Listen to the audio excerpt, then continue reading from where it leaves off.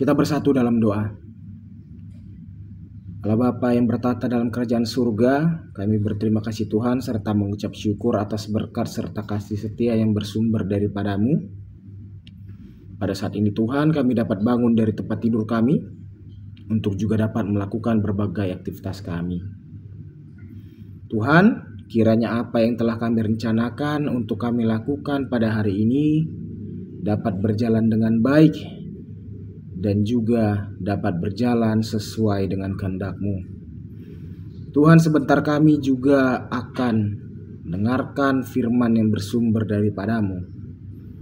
Bimbinglah kami ya Tuhan, agar kami dapat mendengar, memahami, dan juga melakukan apa yang menjadi pengajaran-Mu ke dalam hidup kami.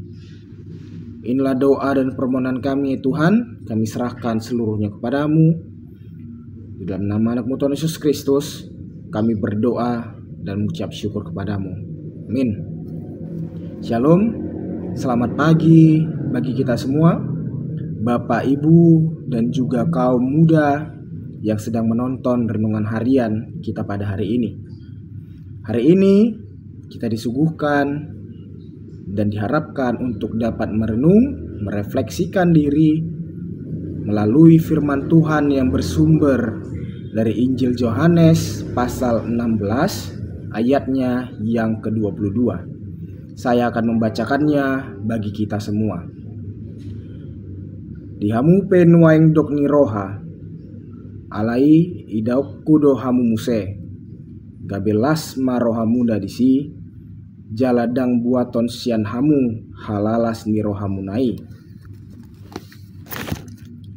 Demikian juga kamu sekarang diliputi duka cita, tetapi aku akan melihat kamu lagi, dan hatimu akan bergembira, dan tidak ada seorang pun yang dapat merampas kegembiraanmu itu daripadamu. Demikian firman Tuhan. Bapak Ibu jemaat dan juga kaum muda yang terkasih, pasti dalam kehidupan kita mengingini hal-hal yang baik atau sukacita dalam hidup kita.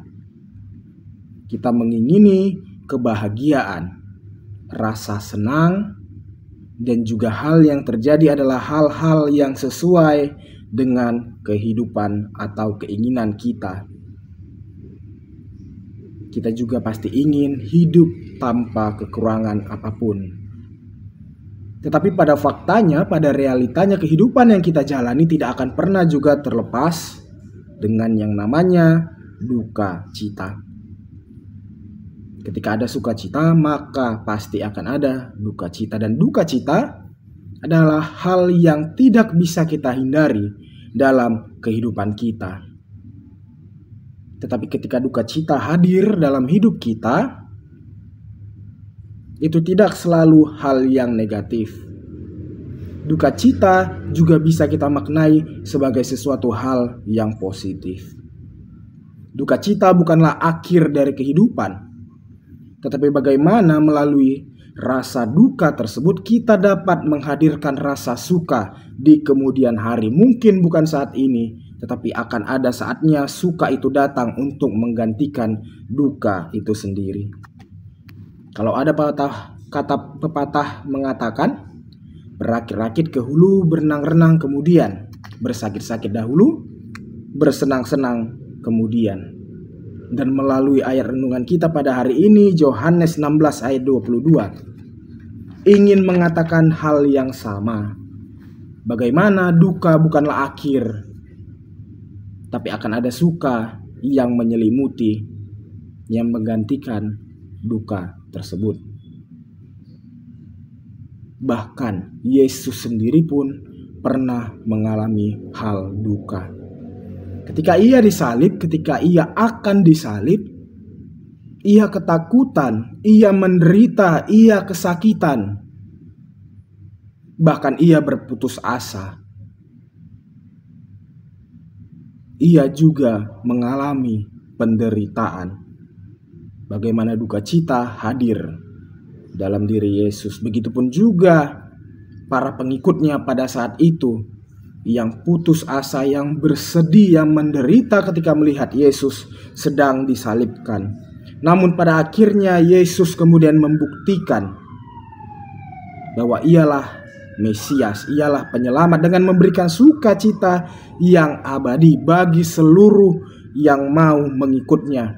Bukan sukacita yang sementara, tetapi sukacita yang kekal, sukacita yang abadi, dan sukacita yang ada di tahap paling tinggi, yaitu penebusan dosa. Yesus yang menebuskan dosa kita melalui kematiannya di kayu salib. Kita diselamatkan oleh Yesus. Itulah sukacita yang bersumber dari Yesus, sukacita yang paling tinggi yang bisa kita dapatkan dalam hidup kita.